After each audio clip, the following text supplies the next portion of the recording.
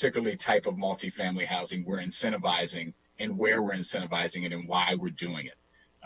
And which we'll get into with the larger tax and UPP and tax discussions. But I think this is an very important topic, obviously, as the chair said, and I want to just raise some of those points, and I'll go in further detail as we get through the packet. But I want to thank also the planning department, Ms. Dunn, Mr. Orland, and everyone who contributed to this. It's very well done as usual, and will help us in our discussion today. Thank you very much. All right. I will go to, I think, Meredith next. I'm guessing we don't really need other prefatory comments, but if anybody would want to make one, go ahead and let me know. Meredith. Thank you very much, Chair. I appreciate the opportunity to speak to the committee and to the other council members who are present. First of all, I'd like to associate the county executive with the remarks of Councilmember Jawando. And it is very important to understand what a complicated issue this really is, and not just to throw around words that have become kind of ugly when we hear them, but rather to look at what the underlying problem is. And the underlying problem, which has become, it's not chronic, but it's close to chronic now, as long as I can remember, has been school overcrowding. And let's not forget transportation. The county executive, in his letter to the council and in his notes afterwards to all the different recommendations, has stated very clearly that he supports the adequate public facilities, that he supports the requirement that a preliminary plan, the planning board must make a finding that the facilities will be adequate for this development.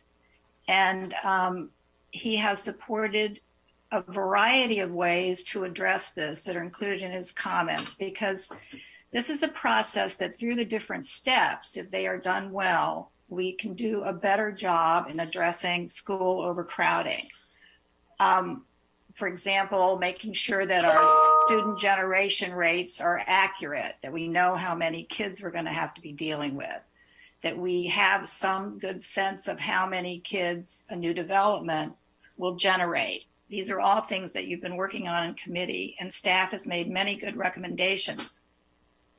It's hard to discuss this now before we go through the staff report, but basically in that report, there are many refinements suggested by staff that could go a long way to meeting what the county executive believes is very important. There must be some sort of an emergency button when overcrowding gets too severe. And there is no emergency button in the planning board's legislation as currently put forward. The only place where there is in Clarksburg. But the county executive also agrees with Councilmember Rice that it's not appropriate to single out one area of the county. School overcrowding is school overcrowding. There's no difference by geography as to what that means. The last thing I would say is that there's been this suggestion that we have sprawl and that development's not going where we want it to go. But OMB presented to the planning board in one of their last work sessions their analysis that showed that 66% of all new development is going to our activity centers. Those are the centers that COG has approved as being where growth should be going in Montgomery County. Now, because of that, the planning board changed the locations where they wanted growth to go. But activity centers is really a good place to start. And the county executive supports that and is proud to say that we're doing such a good job. The last thing is there are other ways to save money, not just through lowering the impact taxes, to make development easier in Montgomery County. One is making parking less expensive, and I note that that is in a Thrive Montgomery recommendation. Secondly, though, is to simplify the development process. There was one, it's been done once when we put in the the sketch plan instead of some of the other plans. But, you know, there's a lot of changes that are made all the time that make it hard for a developer to know what they're supposed to do. And it's great for land use attorneys, but not necessarily so helpful for the developers. So I look forward to our going through the packet and going through these issues in more detail.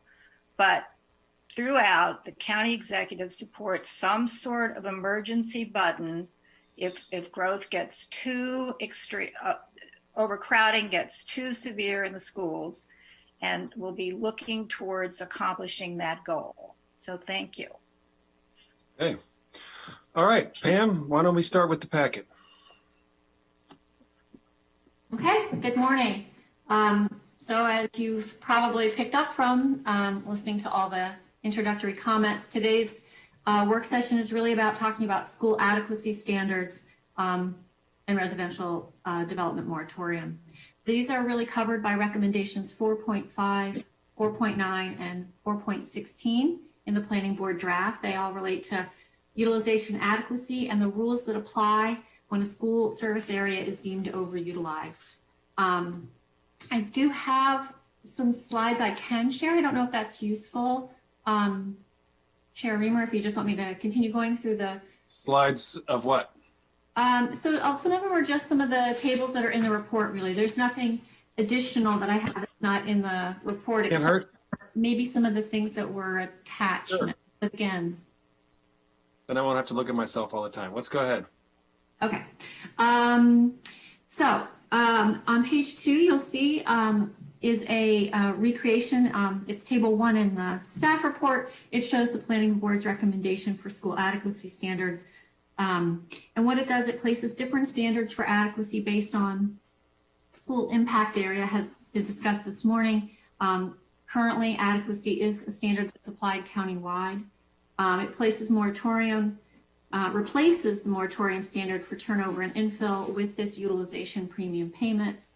And in the greenfield area, where moratorium standard is retained, it raises the threshold from 120% utilization to 125%, and then implements the utilization premium payment there at 120%, like it's being recommended for the turnover and infill areas.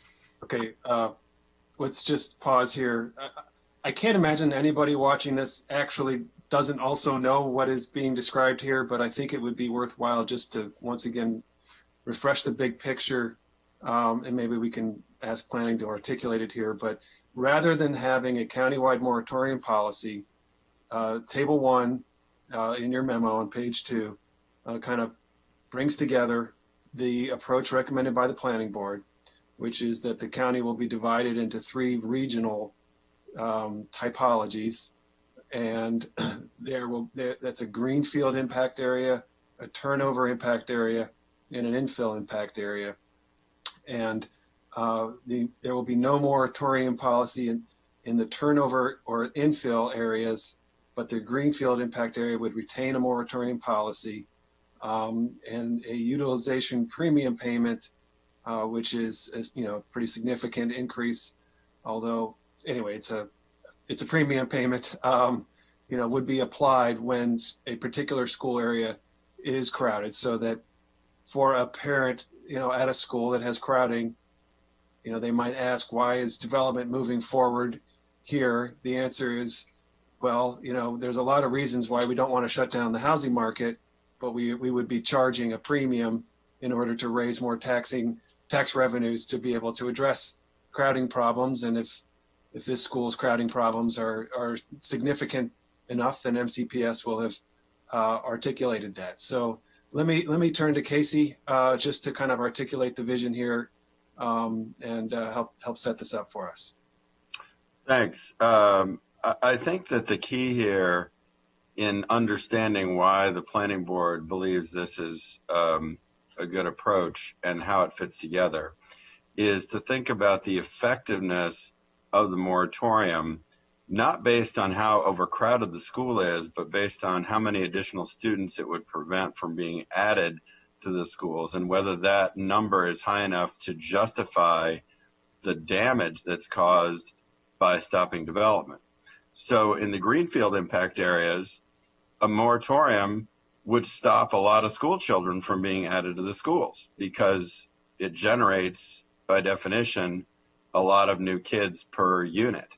In the infill and turnover areas, stopping development doesn't really stop very many school children from showing up at the schoolhouse the day after Labor Day. This is because of a different kind of housing, generally speaking. Right. So it's not just a question of, as some people have characterized it, well, if you're a parent and the school's crowded, it doesn't matter to you whether the new kids came from a new unit or an old unit or dropped from the sky, it's still crowded. That's true. The problem is, and the reason why we think that it's important to draw a distinction between the greenfield areas and the other areas is not because we're trying to treat Clarksburg differently, and it's not because we don't recognize that overcrowding is overcrowding. It's because the costs and benefits of imposing a moratorium in a place where lots and lots of new kids are being generated by new development are fundamentally different than in areas where very few kids are being generated by new development. And therefore, the effectiveness of a moratorium at addressing the problem or stopping it from getting worse is totally different in the infill and turnover areas than it is from the greenfield areas. I see. That's helpful. I hadn't quite thought of it that way. That makes sense. All right, before we continue, I think we're sort of on this very broad conceptual level here. Councilmember Rice. So it's interesting. I don't think there's anybody who's actually moved into the Up County that's on this call in this area with no children or with one child or whatever the case may be. You can talk about it and talk about the families that are here. So I don't agree with what Chair Anderson just said, because that's not true.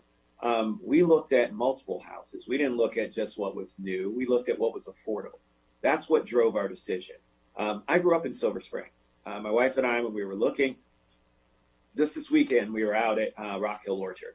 And as we were passing by Clarksburg, coming back from Damascus, from Mount Airy, technically, but we were just talking about the level of development. And my wife was commenting on some houses as we passed, driving down 28 on the right. And she's like, look at those beautiful houses. I was like, yeah, you remember, we looked at those.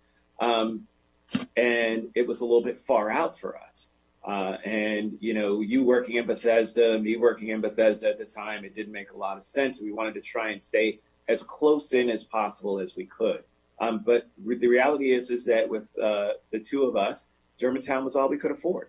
And so, yes, you know, we didn't even look at what school capacity was. We didn't look at those kinds of things. We certainly heard that Matsunaga was a good school, but we weren't looking at any of those kinds of things. But again, what drove our decision about where we wanted to live was affordability. I just want to be clear about that. That's what drove our decision about where we, person who was born and raised here in Montgomery County, decided to live. We looked at the new townhomes that were being built on University Boulevard in Wheaton. They were too expensive. We couldn't afford them. As two professionals working, we could not afford that. We definitely couldn't afford to live in the neighborhood where I grew up. And so again, affordability is the driving factor. Now, I understand what Casey Anderson is saying in terms of, oh, well, you know, that's where generations come from. Look, generation will come from wherever. Wherever I move and buy a house, if I want to live in that area that's affordable. We were also looking at houses that were being sold that weren't new construction. We just happened to get lucky and get something that was new construction. But we were looking at houses that were being sold. And oh, by the way, when it came to our second house that we bought in 2005, where did we end up staying? In Germantown. Did we have another child? Yes, we did. Was it a house that somebody already owned? Yes, it was. So again, you can't put a box around folks and say, oh, well, this is what they do and this is what they're going to do. We made that mistake before with the moratorium, when we thought that, oh, well, it's all new development. New development's the thing that's driving school-age children and the increases. It's not true. Statistics don't work in general when it comes to the actual mindset of people, and it's changing more and more. It's changing more because we as a society are changing more. So I have to fundamentally push back, because you can't put people in a box. You can't say that this is the reason why they do things. it's mainly driven by affordability. And let me just say, 17 years ago, that was our decision. 15 years ago, it was still our decision. And now, a year ago, it was still our decision. Affordability has driven every single housing purchase that we have made. And so let me say that was at the top. Now, again, as we got older and our kids were in the system, yeah, you wanted to keep the continuity of your school as you have older school-age children. And so you're concerned about that. But quite frankly, from an elementary school perspective, wouldn't have mattered much if we had moved from Germantown to Clarksburg or whatever. It was about affordability and what made sense for us. And so, again, that's one of the driving factors. And I hope that we lead with that in terms of understanding that we want to keep things affordable. We want to keep things accessible for folks, for young families, especially families of color, who are trying to stay in this county. We do not want to price them out. And so from that perspective, that should be our driving force when it comes to what kinds of policies we enact in terms of how we're going to assess whether or not folks can continue to afford to live here in Montgomery County. Thank you.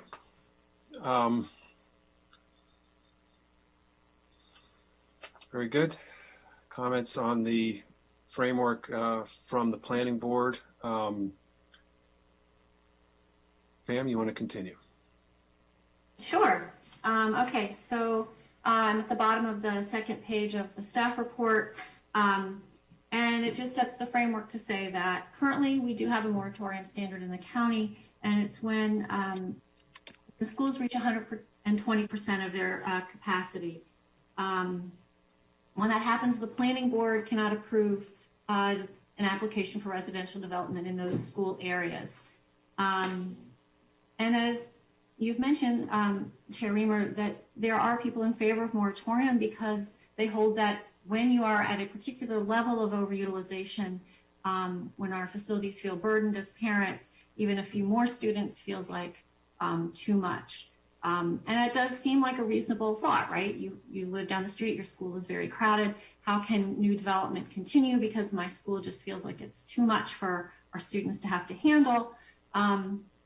But again, as the draft points out, there are some significant issues with this, and that the new housing being built anywhere in a community doesn't contribute 100% to that overcrowding. It is not a one-for-one. And as a lot of the amazing data analysis that was done in the draft shows, about 25 to 30% of the student enrollment growth is really coming from new construction, which means about 70% on average somewhere in the county. The other enrollment growth is coming from the turnover in the single family housing stock. And when we put a moratorium in place, just to be clear, because I think sometimes this is confusing to community residents, it doesn't stop the prior approvals. It doesn't allow the planning board from that date on to approve development, but anything that was previously approved can continue to move forward. And so there will still be construction in neighborhoods when a moratorium goes into place. And the planning board draft did spend considerable time going through what are the negative externalities of a moratorium. And there are several, and Chair Reimers mentioned them this morning. It definitely has an impact on housing supply and housing growth. And it also has an impact on the financial resources for the county. If we aren't building, we're not getting that tax base. And if there's an impact tax, you're not getting the impact tax revenue. So it has those side effects as well. But I think the most prominent one, and this has been also again mentioned by other people this morning, Councilmember Rice and Councilmember Jawando and Councilmember Reamer, that one of the biggest impacts, or maybe one of the ones that I think everyone, at least in this arena, feels is particularly important, is the fact that when we have moratorium, it shifts the focus on what do we do to solve those issues. And that doesn't allow the autonomy of MCPS to do what they do best, which is figuring out how do they address their school facility needs. And I think we all understand that. And it's probably the most frustrating thing that everyone goes through every single year. We have an annual school test. It comes out with that list of places that are potentially going to go into moratorium. And then conversations are had, how do we prevent this, especially when the moratoriums are occurring in places where we know that there's interest in growth and development. Because again, that helps with county revenue. It helps provide a lot of the services the county residents need. And so we have that push-pull. So again, I'm on page 4 now, but basically the staff report says that the bottom line is that the council and the committee need to decide if they think it is in the best interest of the county to retain a moratorium. Do you have a moratorium or you don't? And we did get a little bit of testimony that addressed this. A lot of the testimony that came in regarding moratorium was really about the issue of having it in only a greenfield area versus having it in the other location. So that was sort of the focus of that testimony. But we did have testimony from Lurch, Hurley and Brewer and the MBIA and a development corporation that they advocated for elimination of the moratorium completely. Just it is inefficient. And I suggest that if the committee wants to vote to eliminate the moratorium, we could move on to talk about the utilization premium payments. But I think there's value in walking through all the moratorium information and recommendations that are in the draft. One, if you keep it only in the greenfield, then you'll need to address all these moratorium issues. If you make it countywide, as council staff would suggest, then again, you'll need to work through all these issues. So even if the committee decided they wanted to get rid of moratorium, since you don't know what the council is going to do, I think you'd want to be able to provide the council with your recommendation on all the elements that are inherent in having a moratorium in some fashion in the county. So with that, if we're going to walk through the moratorium information. Okay, before you get further, I know that Councilmember Friedson wants to speak. I just wanted to maybe ask Chair Anderson to talk a little bit more about the greenfield area. I think Councilmember Rice has raised some important points. So can you just talk a little bit about how you grappled with that in your draft? Yeah, we agree that it's important, if for no other reason than to follow through on the commitments that the county has made to the way Clarksburg is supposed to develop, to try to avoid a moratorium in Clarksburg as well as in other parts of the county.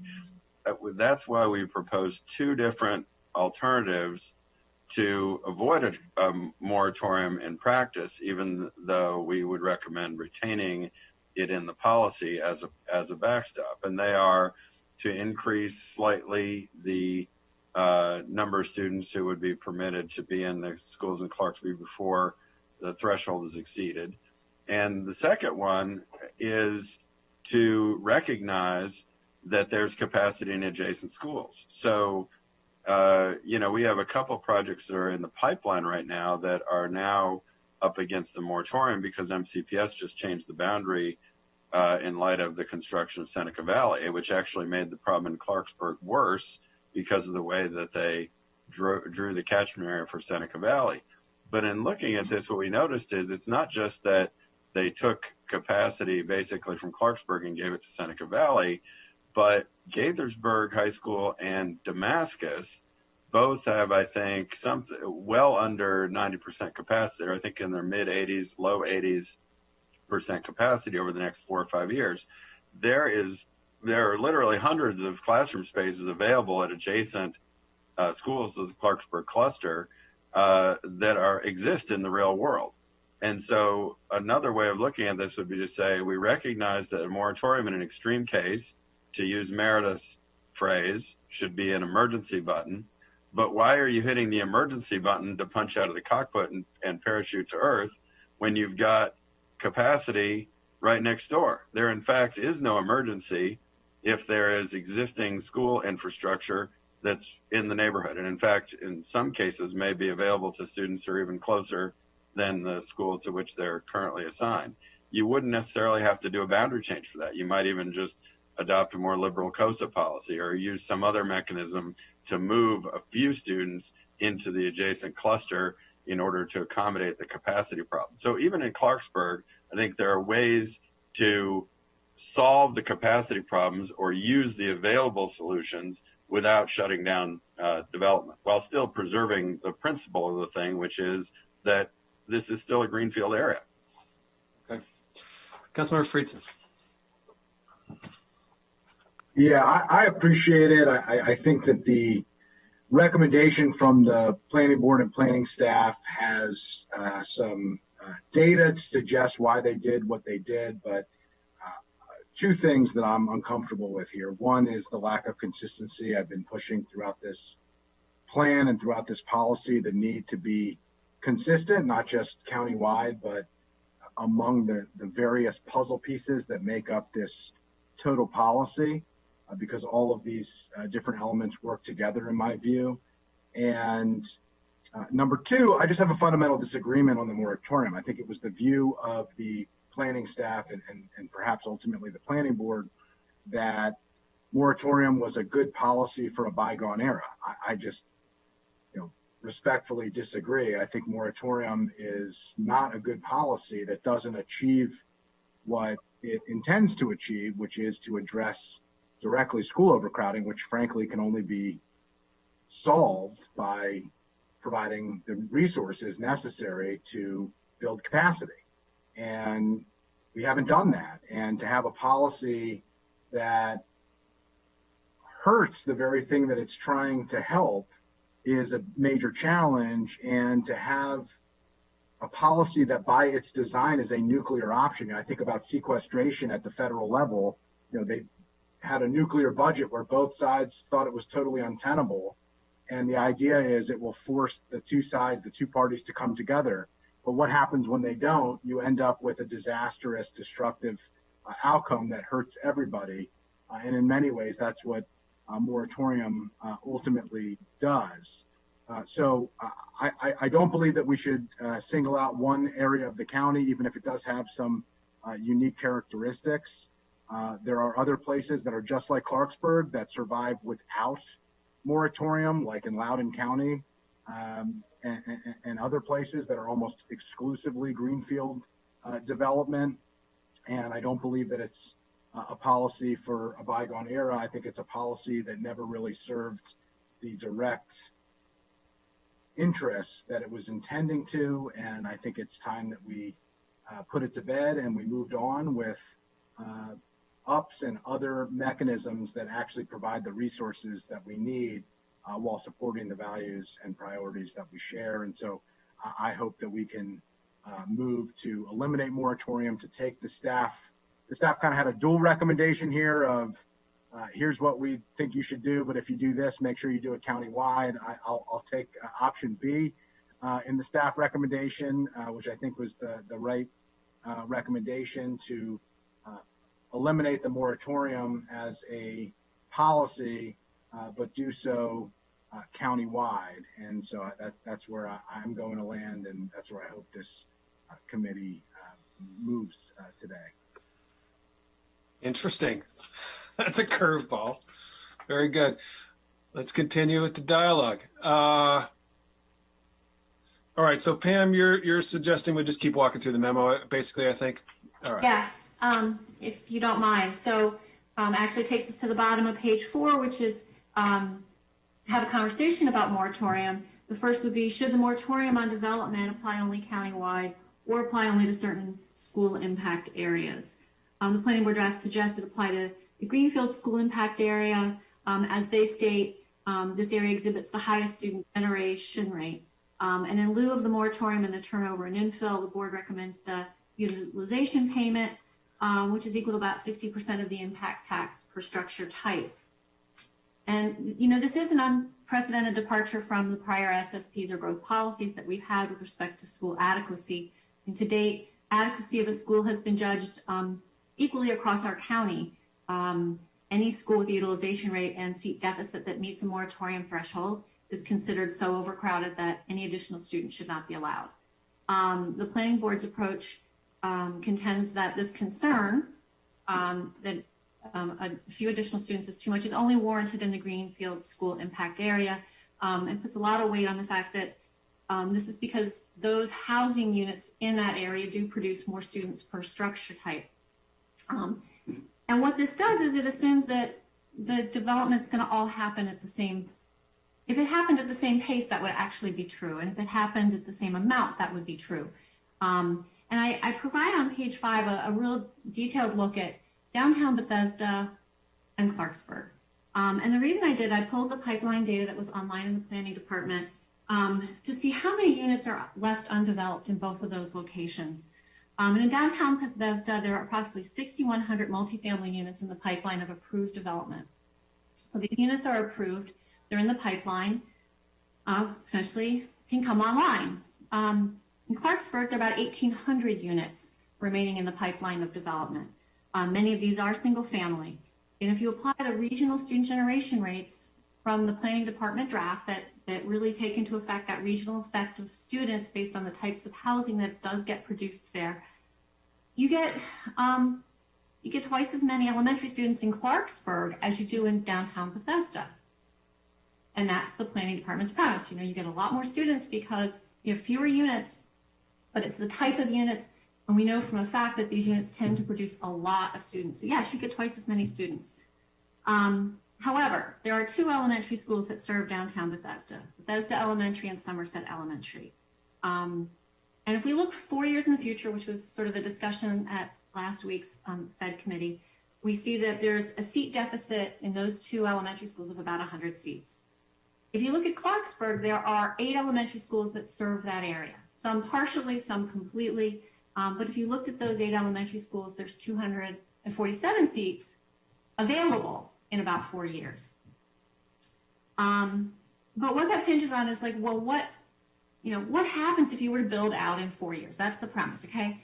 No one expects to build out in 4 years. But if you did build out in 4 years, you're not sure which of the elementary schools in Clarksburg might be overcrowded because this development isn't going to get spread evenly over that area. There will be locational impacts, but we know for sure that if Bethesda were to build out in 4 years with that type of development, you only have 2 elementary schools that in 4 years are already 100 seats below, right? So to me, this really gets at not just a conversation about how many students can come from a certain type of house, but it's the pace of development. What this assumed, if they both build out in 4 years, because of the volume in Bethesda, was that Bethesda would build out quicker. Okay? Somebody may say, there's no way we think Bethesda is going to build out faster than Clarksburg. But if you look at the pipeline, in the last 10 years, there are 3 approvals in Clarksburg.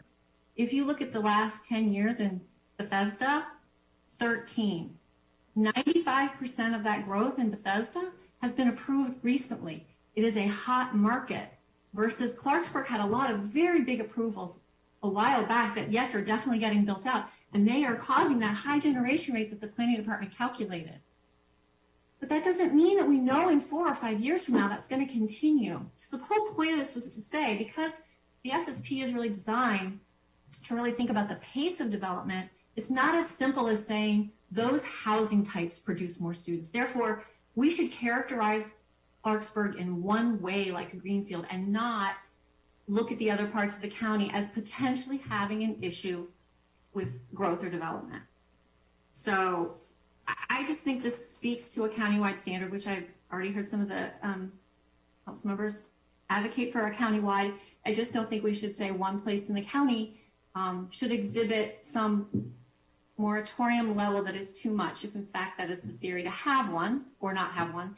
Versus another part of the county, because we can't control the pace at which development happens. So yes, per unit in Clarksburg could be more students, but if the pace of Bethesda is much, much greater, you're going to have the same impact there.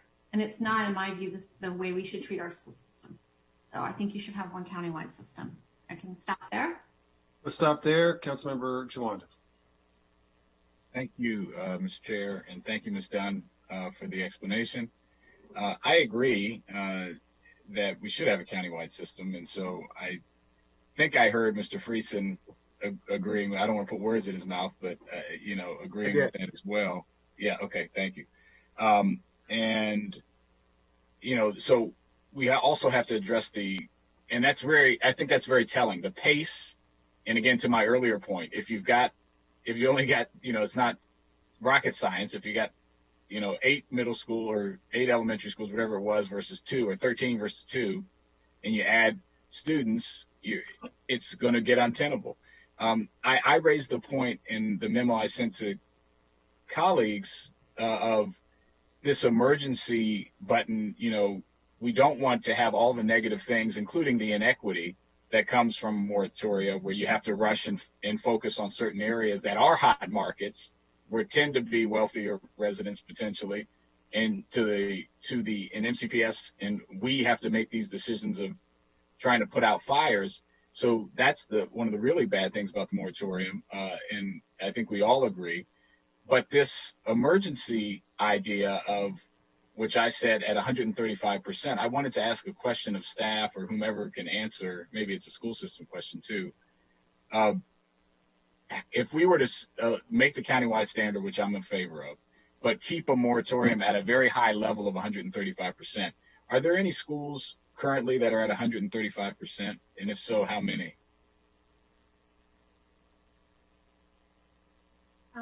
So the short answer is yes. The longer answer is I would need to look that up. I don't remember off the top of my head.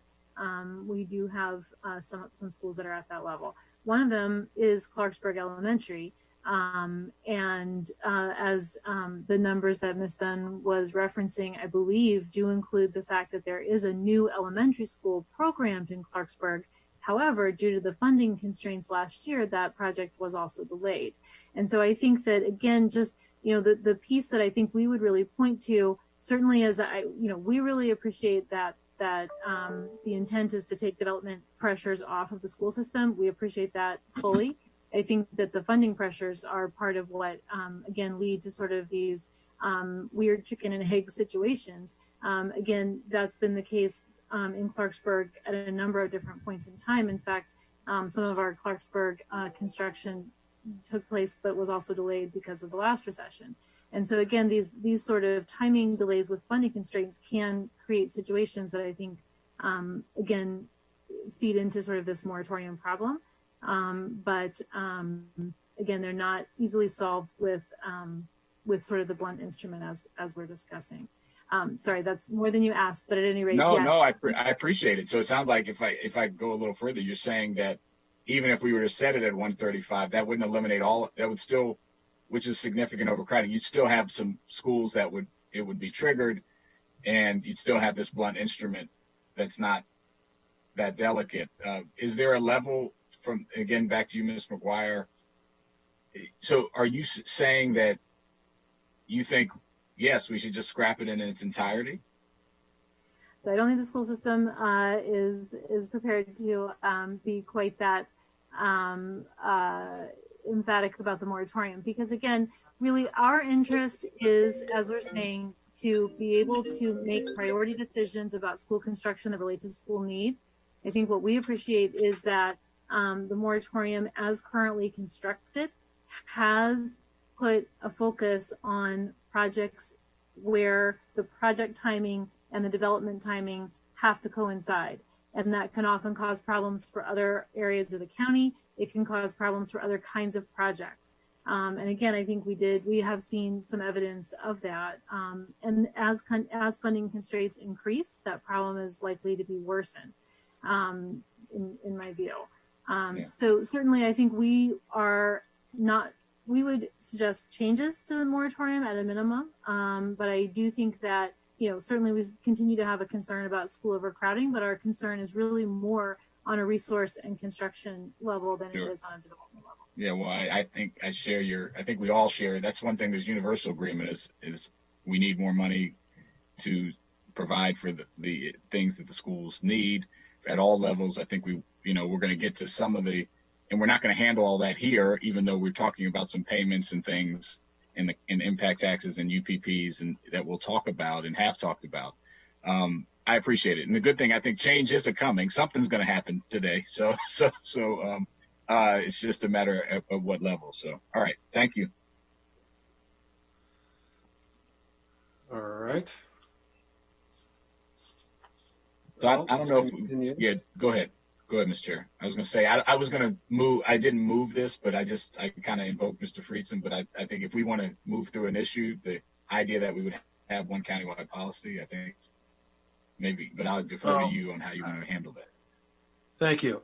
I don't think that you and Andrew have the same idea for a countywide policy, so I don't think that can actually really be a motion.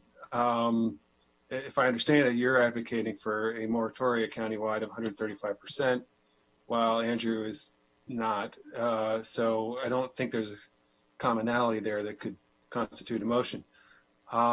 So I think there's commonality so far, at least between Andrew and myself, on the areas outside of Greenfield. And so we could potentially vote on that now. And it sounds like, more conversation is needed around Clarksburg. So that is my kind of general understanding of where the committee sits at this moment. I also say I don't know that we have to vote today. We're getting briefed and discussing the biggest single issue of this policy in many ways, and we've got plenty of time. We could come back and vote next time. So it could also be fine to just talk right now. Andrew. Yeah, well, a couple of things. I think Ms. McGuire raised a really important point. The school system should be in the business of educating children, not in the real estate economic development business. And unfortunately, we have a policy and moratorium that basically thrusts them not just to be tangential to the conversation with these issues, but frankly at the heart of these conversations, which I think is inappropriate. I think it's one of the perverse and unfortunate unintended consequences of the moratorium. It's well intended, but in the way that it is actually utilized, it doesn't work, and it puts decisions into places where they shouldn't be. It creates problems where they shouldn't exist, and it frankly exacerbates the very problems that it's intending to solve, which start and end with resources, which we heard from the school system. And so, I'm not saying that the school system is having any specific recommendation on moratorium, but we did hear from Ms. McGuire, and we have heard before, the uncomfortable position that the school system finds itself in frequently when it has to make decisions related to economic development, related to housing, related to other issues that are more appropriate made at the planning board and by the county council, and really aren't in the job description of the school system, but we have added it to other duties as assigned. And I think we should take away that other duty as assigned, because I think that it distracts from the ultimate goal, which is to have the facilities needed to educate our kids. For the chair, I think I'm stuck in the middle here, I guess, to a certain extent. I don't believe that moratorium is an appropriate public policy at any number. I appreciate Councilmember Jawando where you're trying to go.